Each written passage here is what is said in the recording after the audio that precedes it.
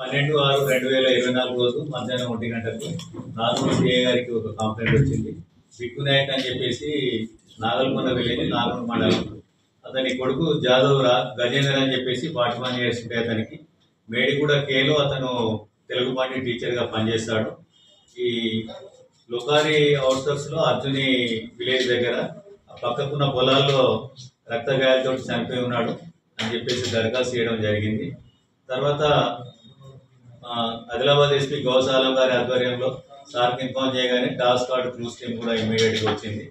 తర్వాత అక్కడ ఒక 4 టీంలు కూడా నాగూర్ సిఐ రహీం గారి ఆధ్వర్యంలో ఒక 4 టీంలు ఫామ్ చేయడం జరిగింది. ప్రైమరీగా ఏంటంటే ఈ కంప్లైంట్ వాళ్ళ తండ్రి ఈ డిసీజ్డ్ వైఫ్ విజయలక్ష్మి అనే అమ్మాయి ఉన్నది. ఆమె కొద్దిగా అక్రమ సంబంధాలు అయ్యి ఆ దిశగా ఉండొచ్చు అనుమానం అని చెప్పేసి వ్యక్తం చేశారు. ఆ దిశగా వ్యక్తం చేస్తే విజయలక్ష్మి ఏదైతే గజేందర్ అనే వ్యక్తి భార్య విజయలక్ష్మి ఉంటుందో ఆమెకు డిగ్రీ చదువుతున్నప్పుడే రాథోడ్ మహేష్ అనే వ్యక్తి తను తడిహత్ను నాగూర్ మండలం ఇద్దరు నిజామాబాద్ లో డిగ్రీలకు లవ్ అఫేర్ ఉన్నది. కొన్ని కారణాల వల్ల వాళ్ళు మ్యారేజ్ చేసుకోలేకపోయారు. తర్వాత ఈ మ్యారేజ్ అయిన తర్వాత కూడా ఇతను ఆ అమ్మాయి తోటి ఈ sexual relations extra marital life ఇది గడపడం జరిగింది. తర్వాత ఈ రిలేషన్స్ ఇవన్నీ భర్త అత్తమామల దృష్టికి రావడం జరిగింది. వాళ్ళు కూడా మందలించినారు. అయితే గంజేదన్ అనే వ్యక్తి కూడా ఈ మేడిగూడ కే నుంచి ఇతను ప్రస్తుతం ఈ ఆదిలాబాద్ లో శ్రీనగర్ కాలనీలో రెంట్కుంటున్నాడు. అక్కడ నుంచి ట్రాన్స్ఫర్ చేసుకుని నానూరు చేసుకుందనే ఆలోచన అతనికి ఉన్నది.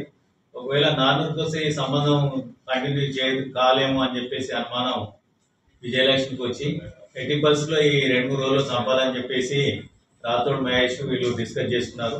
వీళ్ళు అట్లనే బేలలో పెట్రోల్ బంక్ లో పనిచేసే బోడే సుశీల్ మరియు కృష్ణ అనే వ్యక్తులు ఇద్దరు సహకారం కూడా తీసుకున్నారు. వాళ్ళకు కూడా ఈమె భర్తను గజేందర్ చంపితే చెరి 3 లక్షలు ఇస్తామని చెప్పేసి కూడా హామీ ఇవ్వడం జరిగింది. ఈ తేదీ 12/6/24 రోజు ఈ గజేందర్ బైక్ మీద ఈ అర్జుని అవుట్స్కర్ట్స్ వెళ్తున్న మహేష్ మరియు సుశీల్ కృష్ణ అనే వ్యక్తులు బైక్ మీద ఫాలో అయ్యి అతని బైక్ కు హిట్ ఇచ్చి కింద పడిపోగానే పక్కకున్న చైర్లోకి తీసుకెళ్లి రాళ్లతోటి కొట్టి దారుణంగా చంపడం జరిగింది.